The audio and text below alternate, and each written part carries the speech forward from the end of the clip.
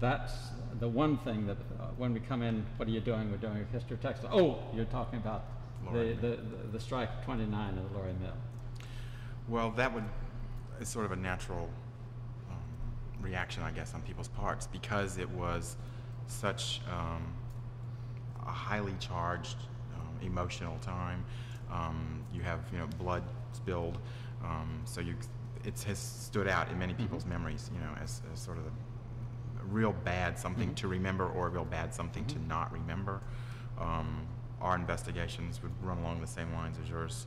I know when I first came here about 16 years ago, I would ask those questions. We don't talk about that. Same thing with, it's not texture related.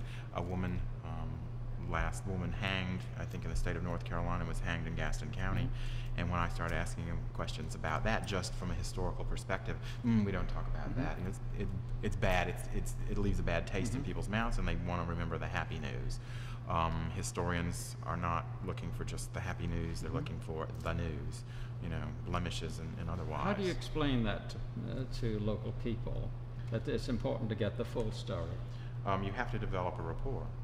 That's done over, a long period of time, or perhaps just an instant like with somebody, that chemical something that clicks, to convince them that the whole story is important, and the details are important, not just the big picture, and that it's helpful to have some things to back it up, be it diaries or documents, photographs, that type of thing.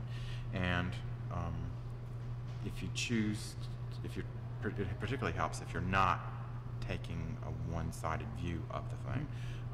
Broad brush approach and an equal treatment, on both sides, which is what the museum has to do. If we choose to take one or the other side, then we are not only cutting our own throat, but we're offending part of our community, and we're here for the whole community. So the whole process, the whole picture, is important.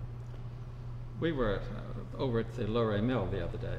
The commissioner arranged for us to go in, and we had as our guide a man whose father was part of the 100 men who were the very strong anti-union people in the Lorry Mill. We also had with us Ernest Moore, who was a very strong pro-union person, and his father had been president of the union. And as we walked around the old Lorry Mill, they had a very interesting conversation, which I'm sure you're going to look forward to seeing that. That would be good. What are your plans for Lorry Mill? Well, the Gaston County Preservation Commission's been working with Chamber of Commerce and Firestone right now to see if we can develop at least a viable plan to delay demolition while perhaps another buyer could be found for the site. It's an important site historically as well as architecturally, and not just for Gastonia or Gaston County, but for the region, or historically for a broader range than that. As one time it was the largest mill under one roof. Under the one roof, yes, and so it has important for the state and beyond that. Preservation North Carolina was down just a couple of weeks ago, and we're in discussions, and they will have to see what develops from that. It's been put on the local register and the national register because it is an important site. It is a lot of architecture for somebody to take care of. Instant thought is, oh, just make it the textile museum. Well, it takes a lot of money, folks. Let's have it. Glad to. But the hard and cold facts are it takes money to renovate, operate, and maintain.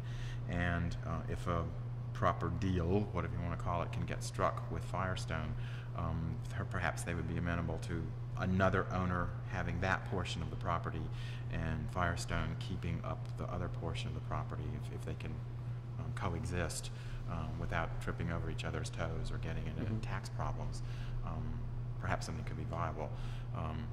This is not as concentrated a population area as the Northeast, where textile mills have been turned into condominiums and elderly housing and shopping malls and such. And we have our full complement of that already with new construction, so it'll be an interesting question as time goes on. And I'm sure your committee is... Yeah, I mean everybody, the Preservation Commission and the museum, as well as museum staff, are all looking at this with a certain anxiety and anticipation sort of mixed, both in that. One of my favorite sights in Gastonia is coming from the west to the east on Garrison Boulevard at night with that building lit up. It just screams power. And whether that's political or social or economic or mechanical, you know, it's all right there, Yeah. particularly in the dark with all those green windows, you know, lit up at night. It's a real interesting sight, and sort of says, welcome home. It's a twist on seeing the church spire, Yeah. or a campanile in Europe, but it's along the same sort of lines.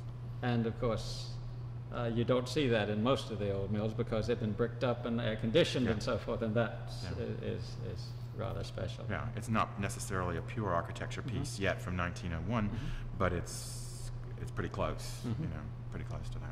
Let me show you some pictures that we have here. Mrs. Hill, you'll be interested in seeing them too, I think. From the period that we're concentrating on. Jamie, is it okay to close up? Yeah, because I'm rolling on while he does this. Oh, okay, so fine, continuity. okay. Thank you. I was waiting for you to do that. Close it up. Big hot spot. This is the Labor Day parade in 1934. That was the first big Labor Day parade here, and So old Matthews Belk building there, and Eford's next door, and Woolworths. All of which are, of course, gone. Is that no, it's not the clock, is it? That's Mr. Van Sleen's son. The clock is up here by the bank, and Which here's, is now in Charlotte, actually. Yeah, I've read about that. here's another from this taken from the same vantage point with Renlo. We talked to a man who, as a young man, played the drums at the head of this parade, and we have that recording. We also talked with Mr. Moore, and we have some movies of this, Oh, okay, good. and he found his father in our footage. No, What have you ever seen those kind of no, pictures before? I haven't seen those. I mean, I've seen other film footage of different town events, but not related to this particular parade. Now here's Albert Henson, who was one of the local union leaders in front of the Parkdale Mill. And again, we have motion picture footage of this as well. And we are looking for, somebody called us up after our story appeared in the Charlotte paper. Observer to tell us that he had seen that newsreel stuff in a local theater. So Movie tone news type of that's thing? right, yes. Here, we were just with Rosa May, what was her name? Murphy. Rose Murphy yesterday, and she recognized her local. She was secretary of that local. Secretary of the local, right went there. local. Yeah. During that time. What do you think of all this, Mrs. Hill? Bring back memories, I guess. Some. Well- Not too interested in the union. You should tell him what you told us. You know, where you went during this time.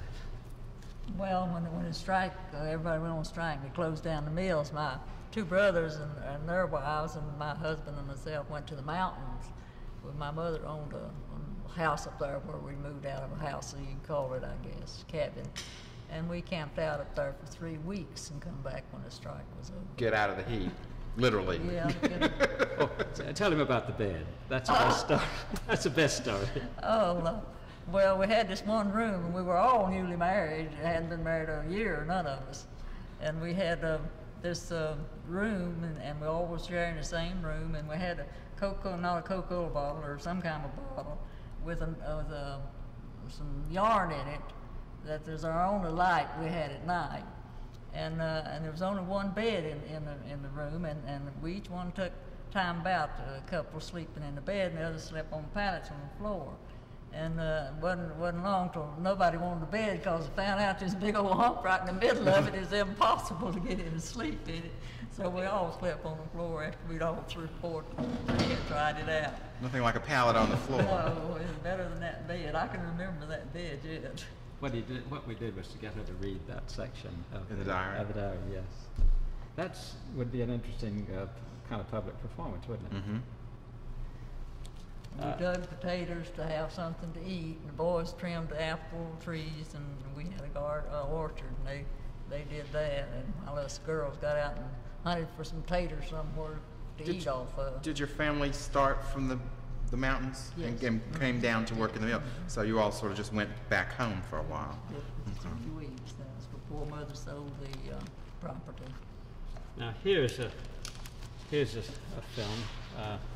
That's when the National Guard were guarding the Luray Mill, and we were able to match this shot with a shot over at the mill. We found these arches here. It's the same shot that's on the cover of our architectural heritage book, Uh-huh. the history of the architecture in Gaston County. So we were able to match that. Now, what we're looking for we were looking for some people who were in the National Guard at that time. So far, we haven't found any, and it's not going to be quite as easy as we think, because they always brought National Guardmen from other places. Yeah, so it's going to be tracking down out of state or across state. No, not out of state, Oh, but these are North Carolina Okay. Guardsmen, and thank goodness the Charlotte Observer, we've gone through that pretty carefully, tells where each of the Guard units started from, so that we can get that, I think. Have you seen pictures of the National Guard before? Here's- Just, I mean, one or two, but not. Yeah. This was over in Belmont, where Ooh, okay. the Action photos. fellow was stabbed. Do you remember? They ran into the house and bayoneted.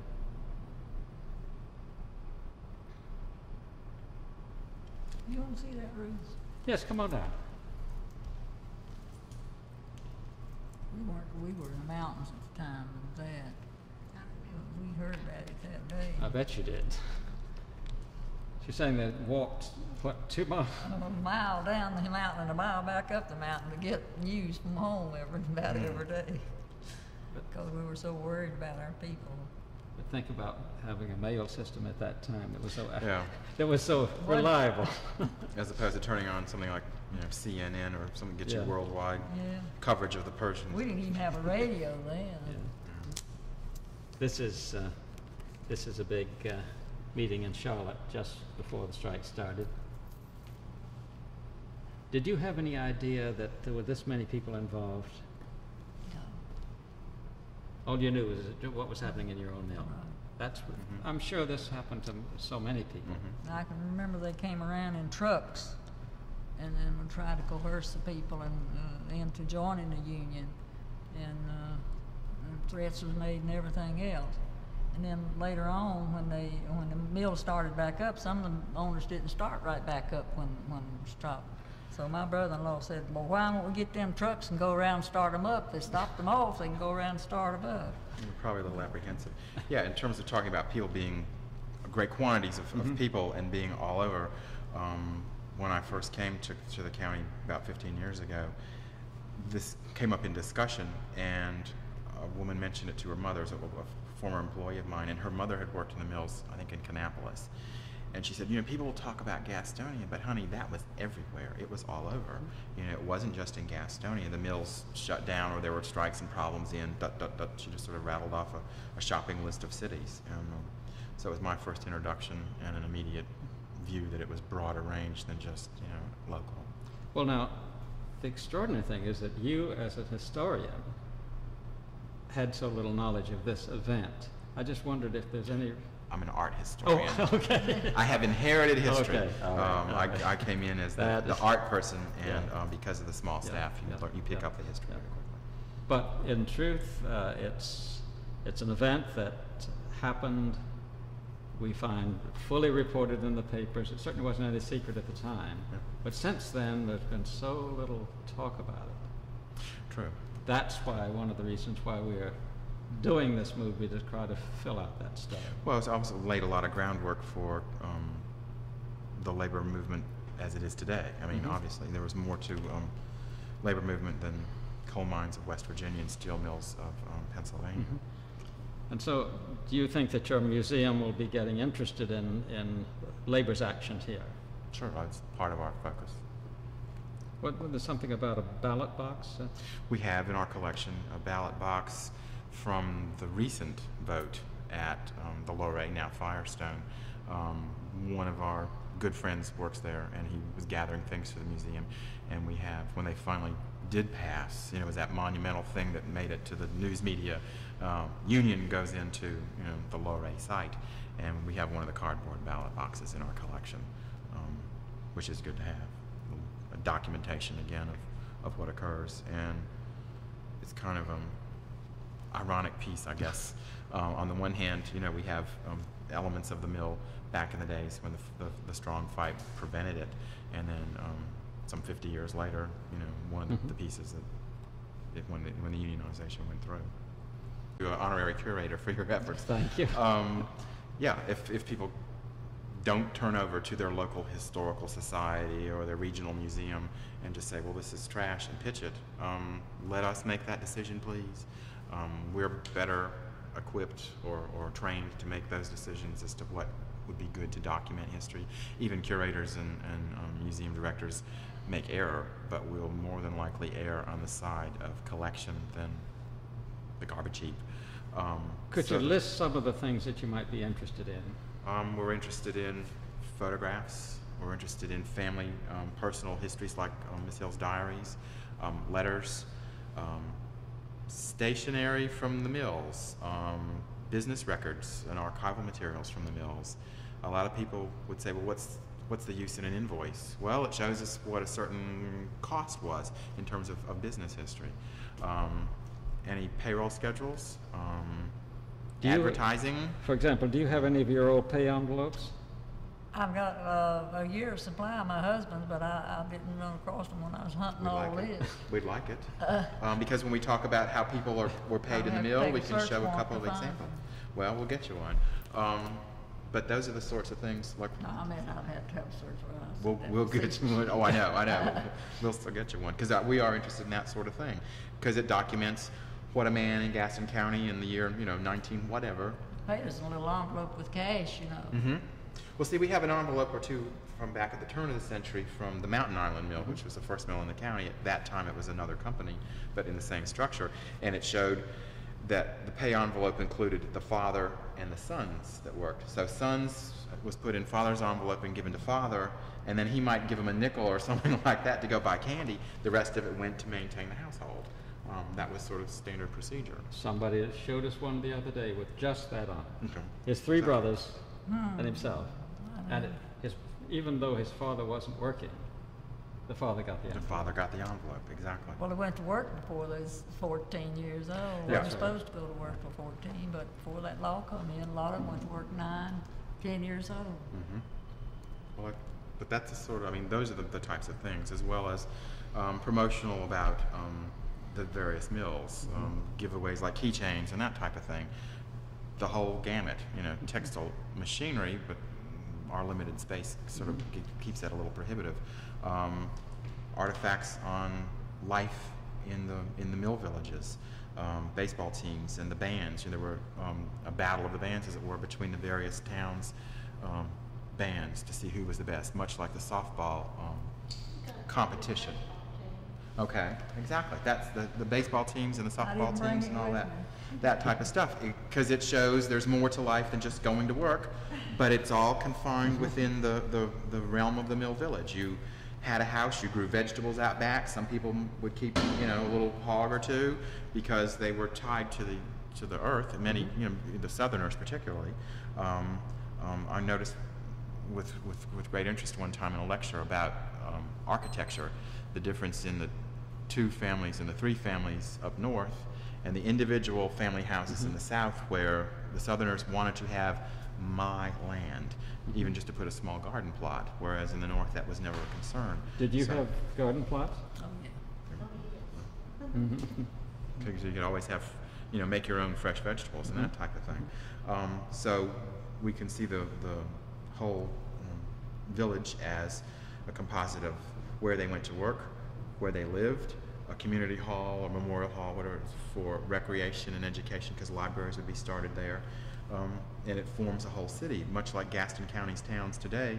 There's a real independent spirit there's 14 towns, independent towns in the county, and that independent spirit developed from a mill started off in the woods somewhere that had nothing around it, so they had to build a village to provide housing for the workers.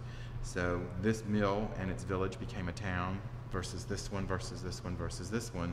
So the natural competition that stemmed from American business goes all the way down to the roots of America in this sense, in that each town in Gaston County has a sense of pride based, in fact, on early business with the mills, developing the mill village.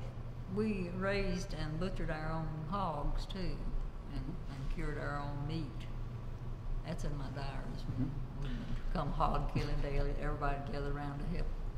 Well, so a lot of that, this stems from an agrarian background that ended up being supplemented almost by industrial. It was hard to make it in the mountains. And I mention that because a lot of the Gaston County textile workers were brought down from the mountains as a quick source of labor. But they had an agrarian background and maintained the gardens and the hogs and the chickens. But for that cash currency, you went to work in the mills. I wonder, I'd like to have Mrs. Hill, explain to you how her family got from the mountains down and how she particularly did. And I would like to move from this setting. Would you have a few minutes for Sure, it? sure. And would you? George, Monroe. Yeah. we're talking about the best place to go upstairs. Okay. The homemade, handmade is where that room with the quilts, but. What's your reference? Or then, who's your office, I assume? This looks like I didn't know it.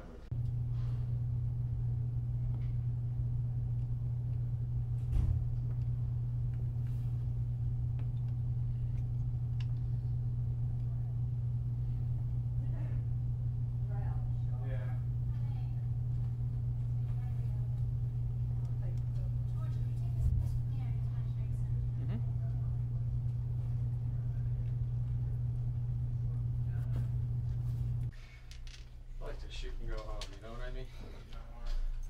What's that? Oh, yes, but I just want you to have them in your hands as you come in. Because you had them in your hands downstairs. That's all. We're going right in here, ladies. Well, if I'd looked up and saw you, I'd know where to go. Where do you want me to sit? Okay, you're sitting at Wherever the you're end there. comfortable, man. Okay, and you want to sit on the other side over there? I'd rather sit outside. Oh, your input is needed. Okay.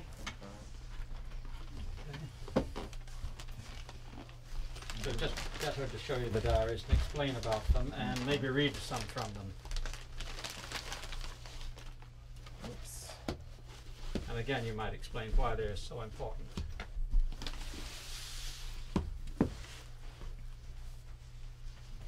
I started keeping this diary in 1934.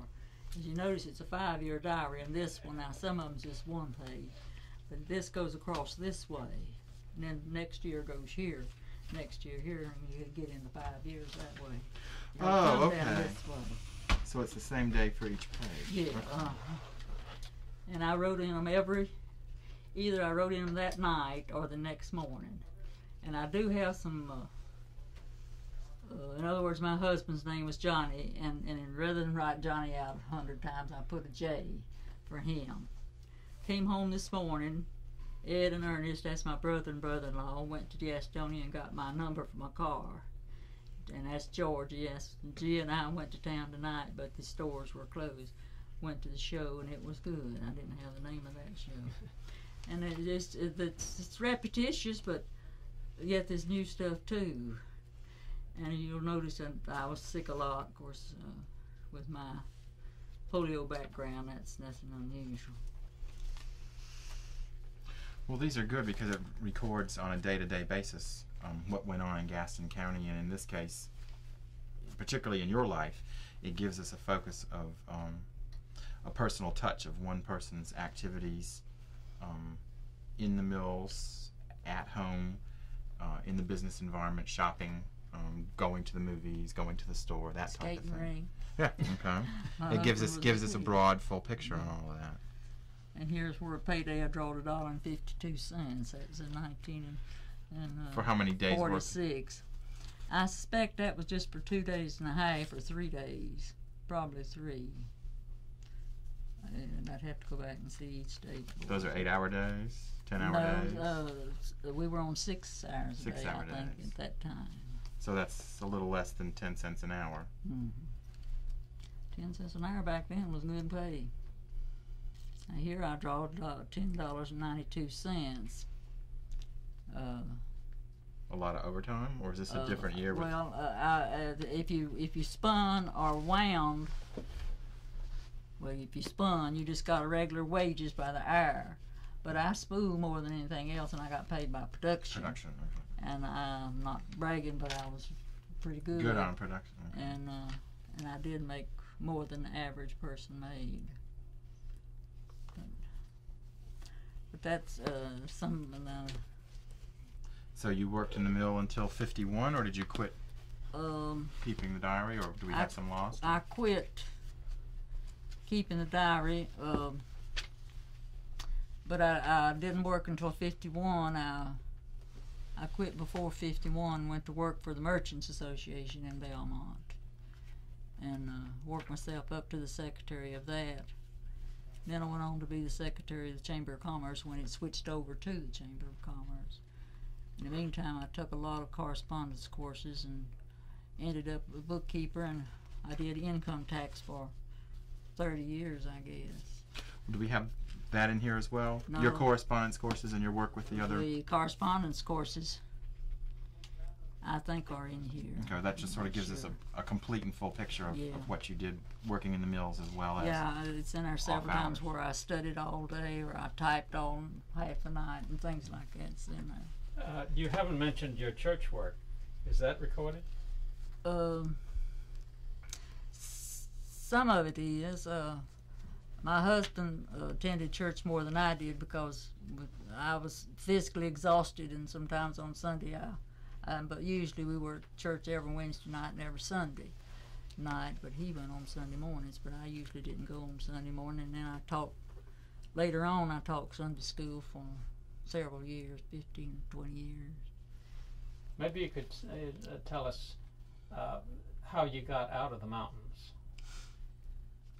Well, my daddy worked on the road or the railroads, building them, and he was away from home a lot. And Mom, I had older brothers and sisters, and the only way they could go past, we had a little schoolhouse where they went from the 1st to the 6th grade, and that was about it.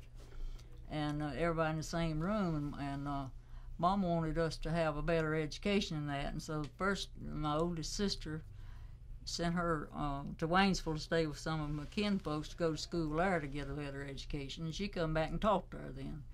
And then when Mama just took a notion that she wanted to get us in a better environment, educational environment.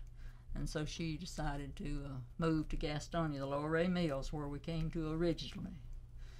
And we lived so far back up in the mountains till the only way we could get out and bring our stuff out was on a sled.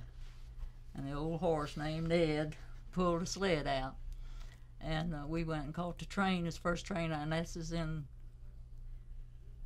the diaries here somewhere, I think, or it's in the other, and I've got it home. But we got on that noisy train, and I didn't like it a bit, and it was dirty and noisy too. And we come to the Lower Ray Mill right before Christmas. And of course we had no money or anything else, and I never will forget, and I send them a check every year from this memory. The Salvation Army gave us kids our Christmas that first year. And then all of the boys went to work in the mill, and my oldest sister went to work in the mill. And Mama worked a little while. And my dad wouldn't come. He wanted to stay in the mountains. But finally he decided to stay, and we moved from the Lower Ray to the Rex. Every time there'd be the mills were very competitive, and they'd raise 5 cents an hour and draw a bunch of workers from the other mills, back then. And every time Mom would find out they was paying 5 cents more somewhere else, why, we moved if we got a house. So we ended up at the Eagle, and there we stayed. From then on, we didn't move anymore until I moved out when I got married and built my house, and she built her house and moved out. What was special about the Eagle? Why did you stay there? The environment and the people, and the people you worked for. It was just more family than the other mills. Just there's a lot of difference. You knew the owners and supervisors, didn't you? Well, you always, of course, were in close touch with your supervisors every day. And the owners, we didn't socialize with them by no means, but we certainly could speak to them on the street, or if we had a gripe or anything, we were at liberty to go to their office and talk with them. And we knew we could do that. And they would come through the mill and speak to every hand in the mill as they come down through the mill. They were that kind of people. And you mentioned the other day about a club that you had. We had a Ladies' Faithful Aid Club, which Mrs. Stowe, one of the Mrs. Stowes, I've forgotten which one, helped us to organize, and we met once a month, and we saw to the help to the anybody that needed help anywhere at all. Say a man was out of work a week, well, you lived from week to week because you didn't have enough money to do anything else. And we would say on Monday night when we met, we'd so-and-so needs help, we'll pound him Wednesday. Wednesday's payday, and you know what I mean by pound. He didn't know, I had to explain it to him. Okay, yeah. But anyway, we would pound him. Explain it. We would pound them, which meant buying something and taking it to them, whether it's a pound or more than a pound, but at least a pound we'd try to get of anything. So we would do that, and the company backed us. They built us and give us a little house for us to meet in and keep some supplies if we had any. So now, we have some snapshots of that clubhouse and of one or two of their exhibits. They're very tiny, poor pictures. Now, would they be of interest to you? People say the snapshots, who's going to be interested in them? Plenty of people. You can also blow up a snapshot, make it easier to see. With good camera work, you can make a very small snapshot into a mural for illustration, back behind the walls. But yeah, that's the sort of stuff we're interested in. Now, again, could you describe how you might use that kind of material in an exhibition? The photographs would be used either backdrop or specific illustration, depending on the type of photograph that it is, to give the visual element, which is just as important as a 3D element or the written copy in a museum exhibit. It's one thing to read about what was going on, it's another thing to see it, and then if you've got an object that was used at the time, if you're going to talk about spinning, there's words that talk about it, and if there's a photograph of a spinning frame, then it's nice to have, a bobbin or a spool that actually illustrates what was there at the time. So it, it combines all the components in museum exhibitions. Oh, excuse me, but I have to take a pill at 3:30. My heart's. Okay, sure. No, somebody else. You're saying drinking was one of the family habits? No. We didn't have too much drinking at the Eagle Mill. We had some, but... What would happen if somebody had been drinking in the mill? Well, I suspect they'd be fired. I don't ever remember an instance of anybody going in the mill drunk. Are you talking about drinking on the job? No, in the village itself. Oh, no. Well, we had some of that. People just ignored them till they got sober and loved them, I reckon. So there wasn't... No, we didn't. We know that in some places they had a very strict prohibition in the mills. It wasn't that strict. But you remember when the prohibition came in the mills? No. It's happened about when does the prohibition here came before the Prohibition here was in the 19th century. That's what I thought. Yeah. Well, see, there's a lot of money made off of whiskey in Gaston County back in the 19th century, called the Banner Whiskey County. And then when Prohibition came in, all the corn growers moved to South Carolina because they couldn't make use of their product. And so there's been a talk that some people wanted a prohibition put in their town to keep the mill workers from getting drunk, to make sure that they would show up at work regular hours. I don't know whether that's true or not. It's sort of legendary, but North Carolina's prohibition predated the general prohibition by a good number of years. What about the music? Mrs. Hill, could you talk to us about the music around the village? Well, we had several that was talented as far as guitar and banjo and ukulele, and they'd get together and put on a little show, you know, and people would come and gather around and sing, just different people's houses, or just anyway. We just done anything to have a little fun on Saturday night or Friday night. Cook a chicken. My daddy's chicken usually. Yeah, He'd get up the next morning and say, "Well, we got took again last night." My sister, she just laughed because she knowed who eat the chicken. Was your father kept a lot of chickens? Oh yeah. Oh. Everybody did just about it. You had fighting cocks there in the Eagle, didn't you? Not to that my I remember. knowledge. Not where we were. I've heard some tales. I don't remember that. I don't remember anything about It it. must have been somewhere else. Did Mrs. Hill read you a typical day in her life? Mm-hmm. Maybe we could select one or two others. I'm just curious about entries that you might try. 1934? Yeah? That's what I was in long ago, was 1934. This is 31st of January. Such bad weather, sat around all day until work time. Today is payday to draw $8.80. Maybe I can sort of get out straightened out this week. Can you imagine?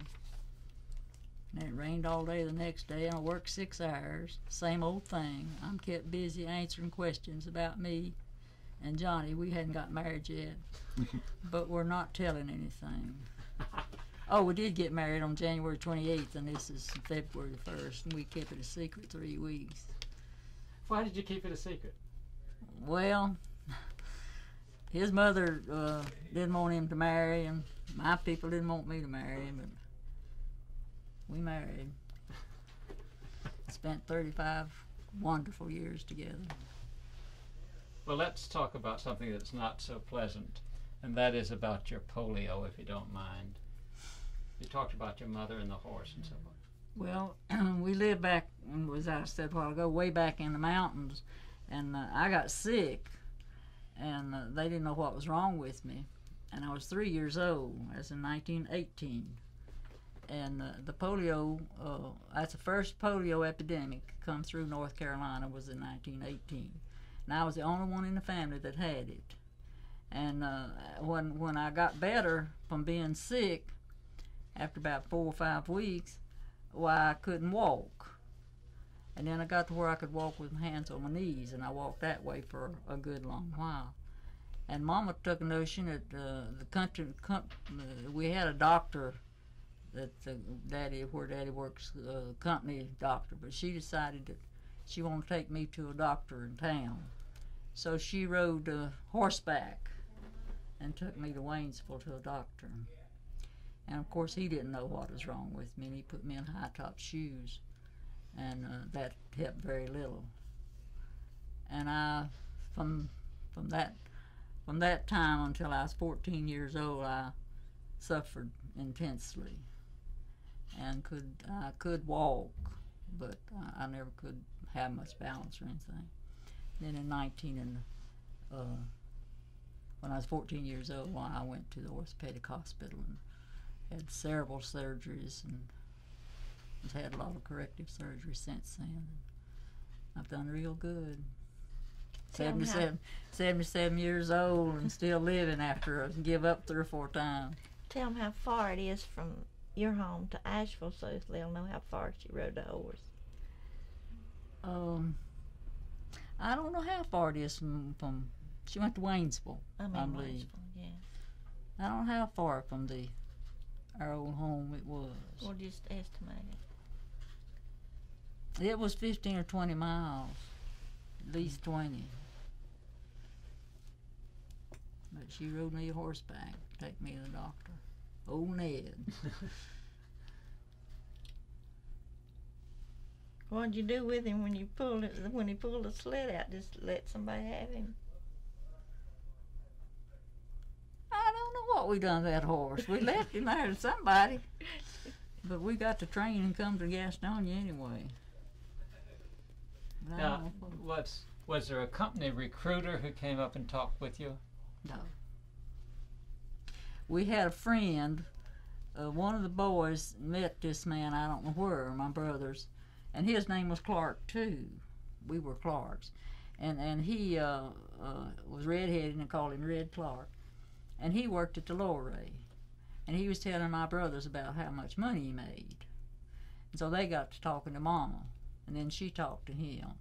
And he's the one that helped us to come and to get settled and to get work and everything. And we lost touch with him later on. I wished a lot of times that we'd have kept in touch with him, but we did lose touch with him. But that's how come us to come. We come on the urging of a friend of the boys. I'm interested in this business of you moving from mill to mill when you could get 5 cents more. We've read about that, but you're the first person who's ever been able to explain it. Could you talk a little bit about that? Well, we were at Lorray and we heard the Rex was paying so much more. I don't know how much more. I just used 5 cents. It could be 10. I don't know. And they had a house open, so Mama ups us all the youngins, and here we go and we move. And while we lived at the Rex, my dad finally decided to come down and join us. We all got into bed for measles, and Mama got word to him, and here he come. And then from there, I think we went to a mill in Mount Holly, the Adrian in Mount Holly. And we stayed there several years. And from there then we went to the Eagle. And we had one more move in there, but I can't remember what the mill was now.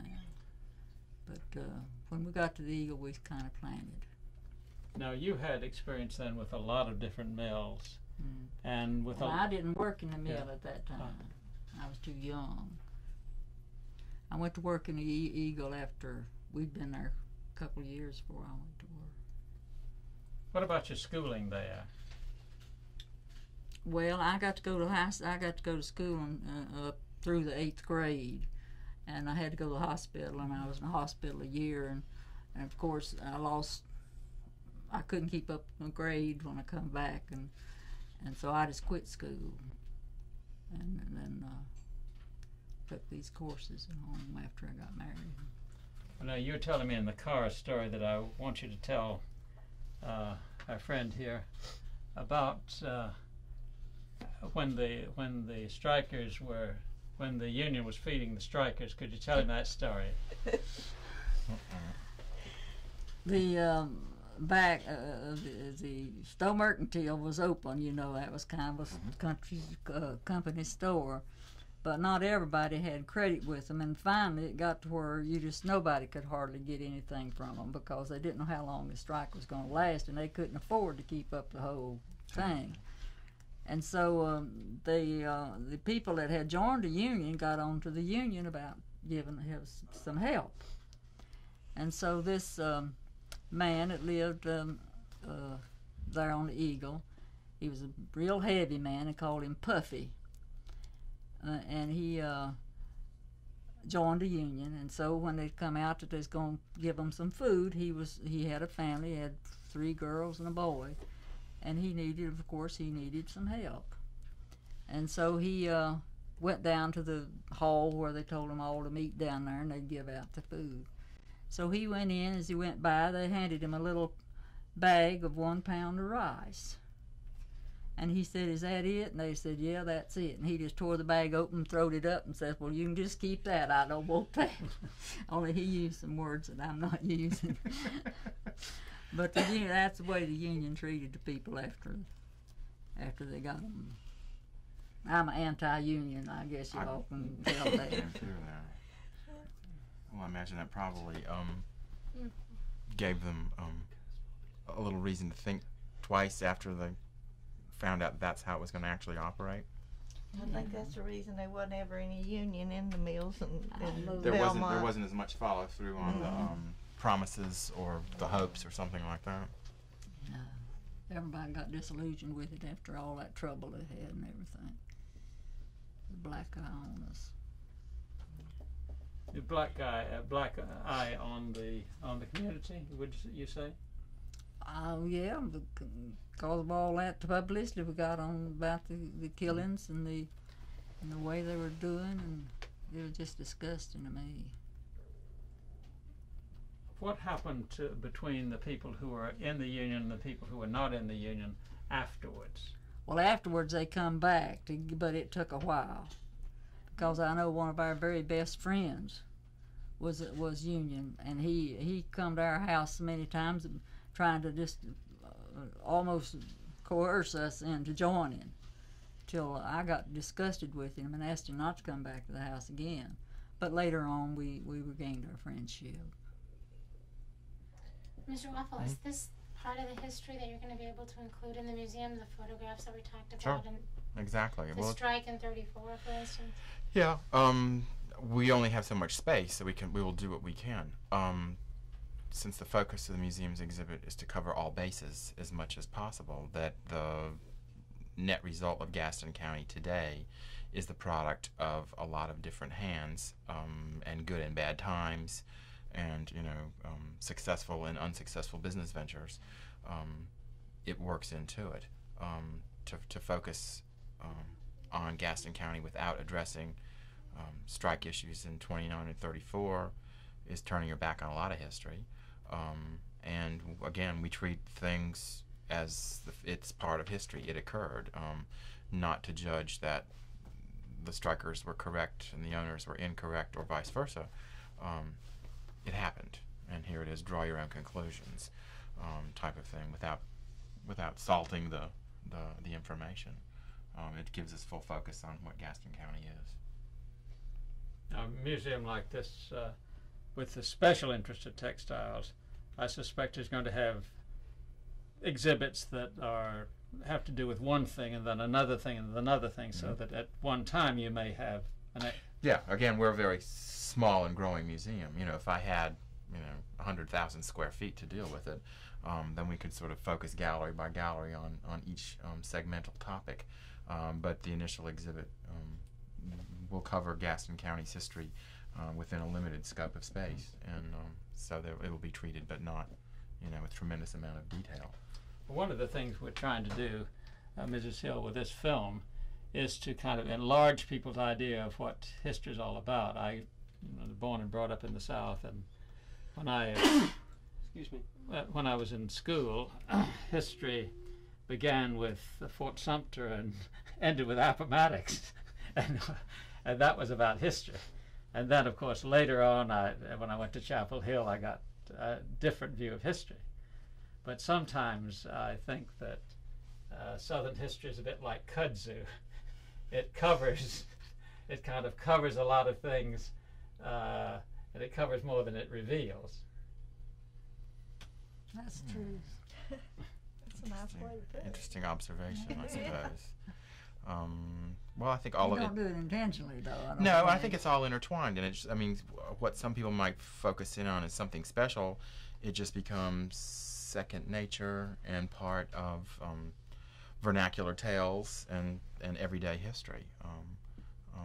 It's much like anything else. Your own backyard is not nearly so interesting to you as to someone else, and I think that's probably true with a lot of what has occurred in terms of textile history, as well as that Fort Sumter to Appomattox is still just history in certain places, and will be. Yeah. That is an element of it.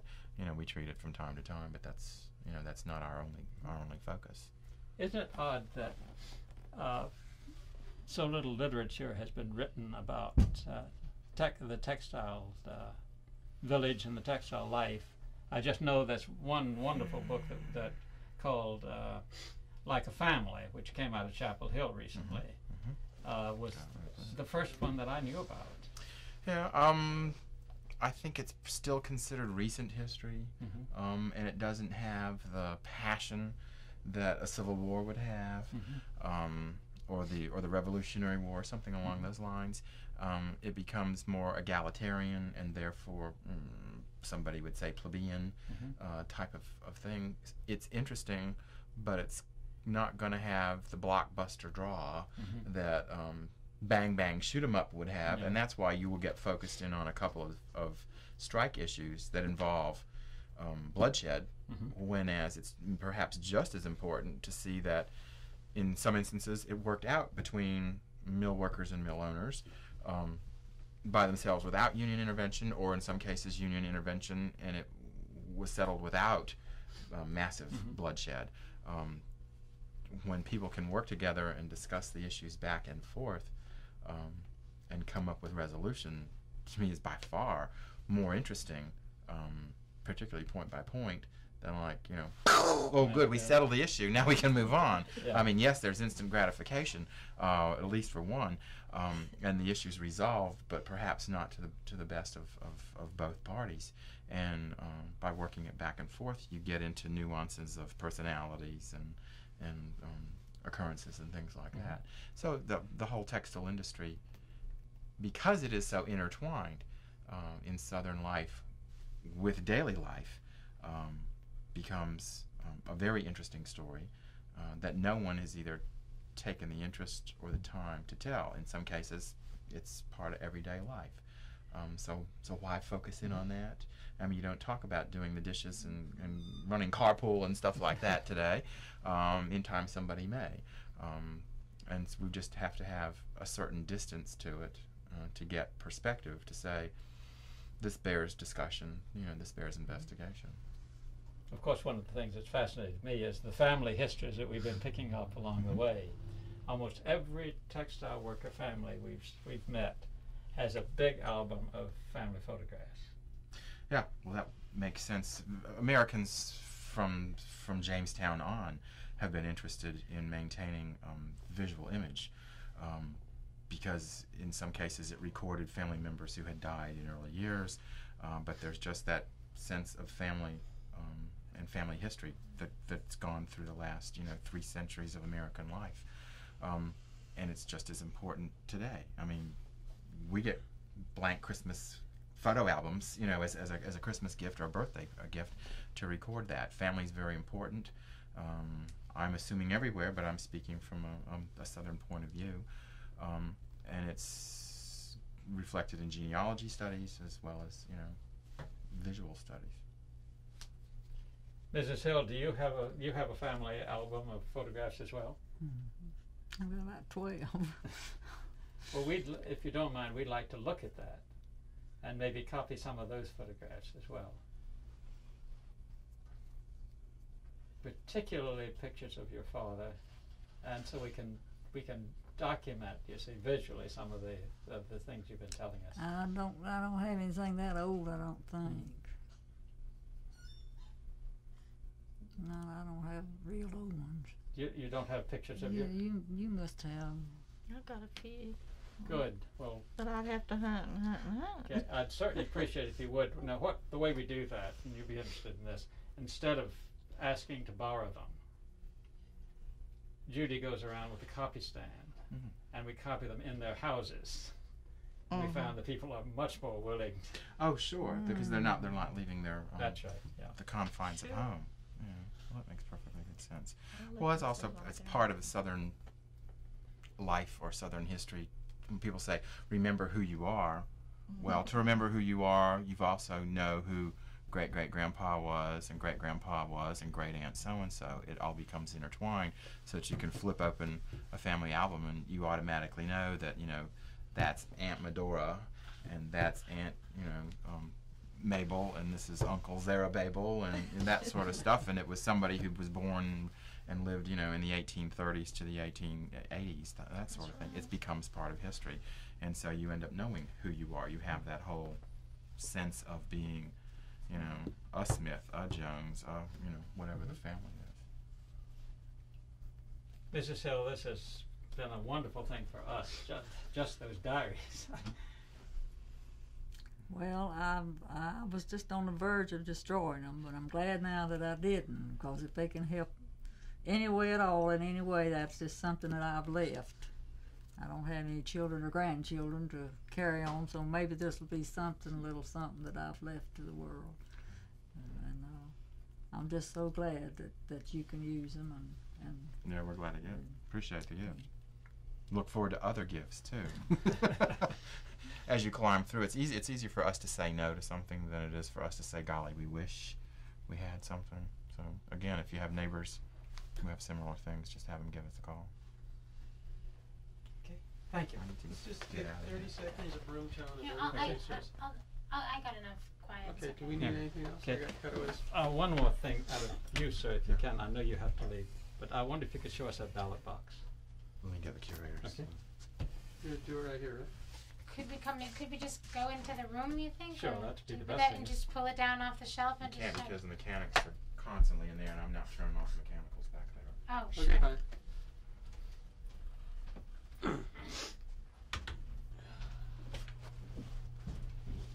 You still running? Yes, I am. Why? So I didn't go through, and I'm not going to go through them. And Okay. there's nothing in there that would be Fine. it's obscene or Oh, anything in I that understand. order. Yeah, sure. It, Yeah. But there's some pretty explicit things too, personal, that goes in with it. I think So, either Judy or I would like later to come down to look through them at at another time, but we'll leave them here.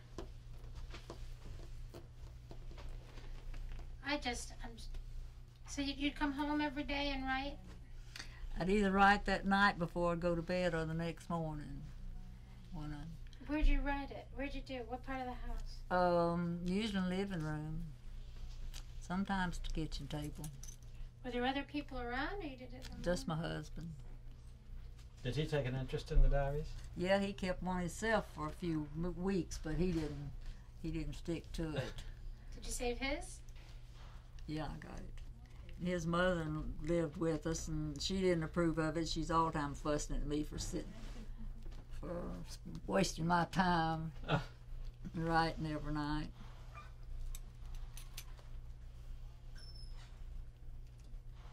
My father also kept a diary. Did he?